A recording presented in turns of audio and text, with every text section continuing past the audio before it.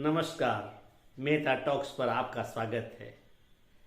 प्रधानमंत्री नरेंद्र मोदी जी के ये तीसरे कार्यकाल में जितना पेट में मरोड़ कांग्रेस के हैं, जितनी शूल, जितनी व्यथा कांग्रेस अनुभव करती है, या जो परेशानी राहुल गांधी को है, जिससे वे लगभग एक विक्षिप्त अवस्था में चले गए हैं कि मोदी जी का सत्तारूढ़ होना संभव कैसे हुआ।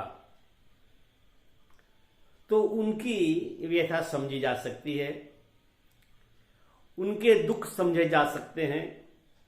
20 लाख करोड़ का प्रोजेक्ट गडकरी ने हाईवे बनाने में व्यय किया, तो उनकी चिंता कि इसमें 40% यदि कमीशन आता तो कांग्रेस का भंडार कितना भर गया हुआ होता।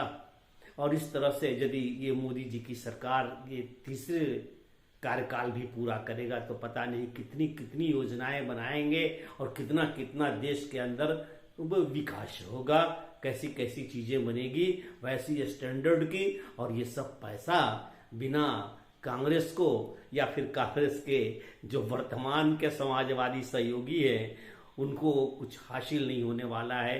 तो इन्हें हासिल करने के लिए मोदी जी को तो हटाना ही होगा और फिर बाकी के काम इनके द्वारा हो। प्रश्न ये है कि क्या केवल कमाने के लिए ही, केवल भ्रष्टाचार करने के लिए भ्रष्टाचार बंद हो गया है, लूट बंद हो गया है, अन्य प्रकार के सारे जितने भी गलत गलत काम थे बंद हो गए हैं जिनसे इन पार्टियों का संचालन होता था, वित्तीय पोषक हुआ करते थे, कमीशन खोर दलाल, इनके वजह से नरेंद्र मोदी जी का विरोध और ये एक राष्ट्रभक्त राष्ट्रवादी पार्टी भारतीय जनता पार्टी की शासन इन्हें वो अखरता है, कचोड़ता है, इन्हें दुख देता है, इनकी पीड़ा है। नहीं, इन समाजवादियों का तो खैर अपनी पहचान की फिक्र आ गई है। लालू प्रसाद यादव हो या फिर अन्य अन्य जितने भी देश के अंदर क्षत्रिय पार्टियां हैं, इन सबों का तो ये दिक्कत हो गई है कि इनके अस्तित्व पर ही खतरा हो जाएगा या है, तो अपने अस्तित्व बचाने के लिए वे संघर्ष कर रहे हैं। परंतु क्या कांग्रेस की सोनिया गांधी या फिर राहुल गांधी वे भी यही सोचते हैं? वे अपने केवल अस्तित्व के लिए नहीं, उनका एक दूरगामी योजना षड्यंत्र का वह कामयाब होता नहीं दिख रहा है। हिंदू हिंसक होते हैं ऐसा कहना राहुल गांधी का एक अनायास ही निकल जाना मुंह से यह नहीं है, यह एक निश्चित योजना के अंतर्गत है। नहीं तो बार बार हिंदुओं पर प्रहार करना, हिंदू आतंकवाद का बताना कांग्रेस के द्वारा, यह सब ऐसे नहीं हो सकता है, ऐसा ही नहीं हो सकता है। क्योंकि ये पूरे विश्व में अब हिंदू कहीं बचा नहीं है। जो भी कहीं हिंदू है भारत से गए हुए प्रवासी हैं और यहाँ रहने वाले कुछ हैं, वो भी इसमें से कुछ में किस किस तरह से जी रहे हैं सो पता है। बस 2014 से कुछ सम्मान और हिंदुओं की पहचान होने लगी है तो पूरा मुस्लिम समुदाय ही नहीं, कांग्रेस पार्टी बिल्कुल असहज है कि ऐसा कैसे होगा।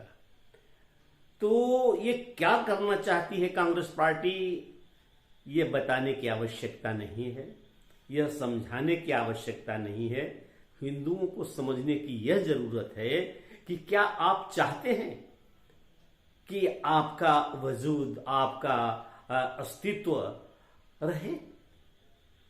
ये सनातन से चला आ रहा हिंदू परिपाटी, हिंदू रहन सहन, रीति रिवाज, पूजा पद्धति, चरित्र, संस्कार यह रहे या बिल्कुल नष्ट हो जाए, बर्बाद हो जाए, जैसा कि कांग्रेस के साथ अन्य लोग चाहते हैं। इन दो पार्टियों को मैं कुछ नहीं कहूंगा। समाजवादी के मुलायम सिंह यादव की पार्टी और लालू यादव की पार्टी को मैं कुछ नहीं कहूंगा।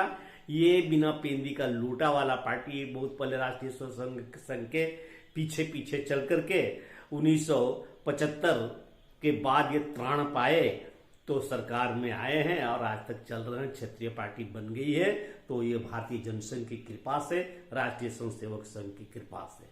और फिर अपना उस बीच में वो जातिवाद का भयानक तांडव किया, तो उस तांडव के वजह से लोगों ने समझा कि हमारे नेता ने पिछड़ों को बोलना सिखाया है। वैसा बोल सीख करके क्या करोगे, वैसा वो जो कि आपके जीने के लाले पड़ने वाले हैं। आपने पिछले 2014 के पूर्व 10 वर्ष का शासन देखा नहीं? कैसे कैसे विधेयक आने वाले थे। 2011 का विधेयक आपको स्मरण नहीं? इस देश के सभी संसाधनों पर पहला हक अल्पसंख्यकों का है, मुसलमानों का है। ऐसे आने थे और भी कई ऐसे उसके साथ ही कई उपबंध थे, कई धाराएं थे, कई नियम आने वाले थे कि जिसमें आप की स्थिति ऐसी होती कि आप जैसे कोई मुस्लिम देश में है, कोई गलती न हो जाए, अफगान में है, तालिबानी शासन में आप हैं, यह स्थिति हो जाती जो मोदी नहीं आए हुए होते। तो शुक्र मनाइए कि आप जिंदा हैं और आप हैं और आपके साथ सब कुछ है। तो ये भारतीय जनता पार्टी, नरेंद्र मोदी जी और इनके जितने भी इस पार्टी के बड़े शीर्षस्थ नेता हैं, श्रीमान योगी जी, इन सबको यह श्रेय जाता है।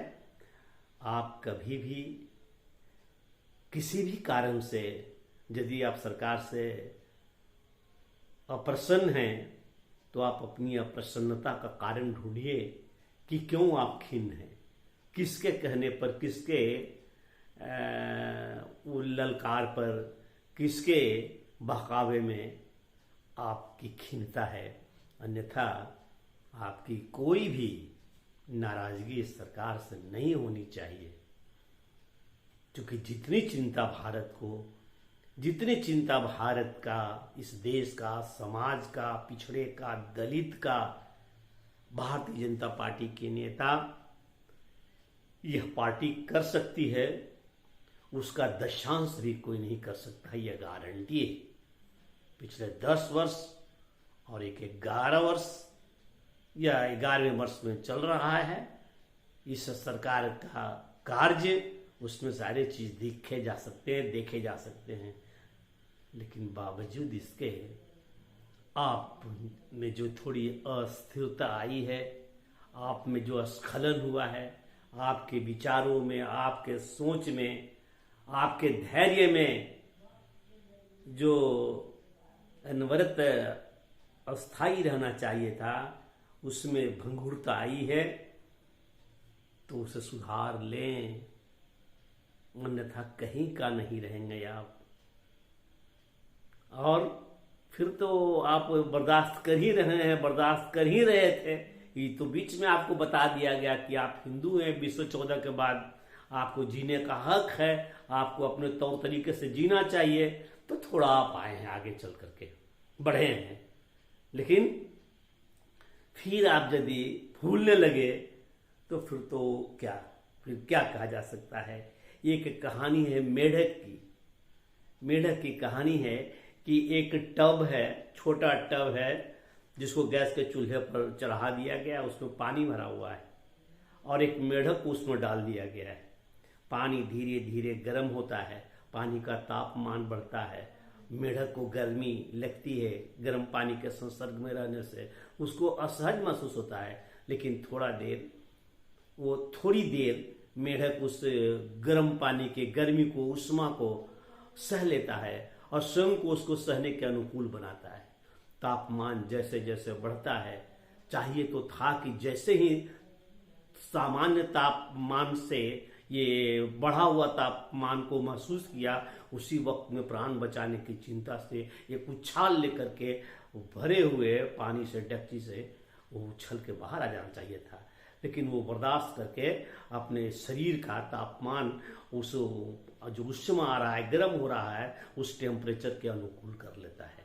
टेम्परेचर और बढ़ता है, तापक्रम और बढ़ता है, वो इसको और अनुकूल होता है, और बढ़ता है, और अनुकूल होता है, और पानी धीरे धीरे उबाल लेने पर है, और मेढक उस पानी में अब उतना तापमान नहीं इसके अंदर है कि उसको सह सके और उसको एडजस्ट कर सके अपने शरीर के बॉडी के टेम्परेचर से। अब वो मरनासन है, क्योंकि उनके पास जो मेढक के पास ऊर्जा थी, उस पूरे ऊर्जा और ताकत और शक्ति को उस तापक्रम के बढ़ते हुए तापक्रम के साथ संघर्ष करने में समाप्त कर दिया, इसलिए वो उछाल लेने की स्थिति में भी नहीं है। होगा क्या, अंत में मेढक उस पानी में चारों खाने चित्त होकर के उबल जाएगा उसका शरीर। हिंदुओं, आपसे प्रार्थना है कि ये बर्दाश्त करने का इस तरह से तापमान के साथ एडजस्ट मत हो, अपनी ऊर्जा को उसमें बर्बाद मत होने दो कि कोई भी जो आज कोलकाता में हुआ वो दूसरे उत्तर प्रदेश के कई राज्यों में हो रहा है, अन्य स्थानों पर हो ही रहा है निरंतर। आप अपने नेता, भारतीय जनता पार्टी के शीर्षस्थ नेता, सभी के सभी उनके मनोबल को तोड़ो मत। आज फिर भी बहुत अच्छी स्थिति में भारतीय जनता पार्टी है, लेकिन कितना भी अच्छी स्थिति में हो, जनता जब पूरा सहयोग नहीं होगा, जनता जब तक अपने बढ़े हुए मन से सहयोग नहीं करेगी, तब तक सरकार क्या कर पाएगी आपके लिए। इसलिए आपके लिए आपको कुछ करना है तो मेढक के तरह नहीं रहो। थोड़ा भी आपको कुछ प्रतिकूल लगे, पूरा उबाल लाओ अपने शरीर में। अपने शरीर का तापमान केवल पानी के तापमान को बढ़ने में मत लगाओ, उस तापक्रम को समाज में प्रदर्शित करो, विरोधी शक्तियों को जलाओ। ये हमेशा ध्यान रखिए। तो ये मेरा प्रेरक संवाद जो मैं महसूस कर रहा था कि आपको मुझे सुनानी है, मैंने सुनाया। बहुत बहुत धन्यवाद। आगे आपको लाइक करना, सब्सक्राइब करना, बेल आइकन दबाना आपकी मर्जी। मेहता टॉक्स लेता हूँ विदा। नमस्कार।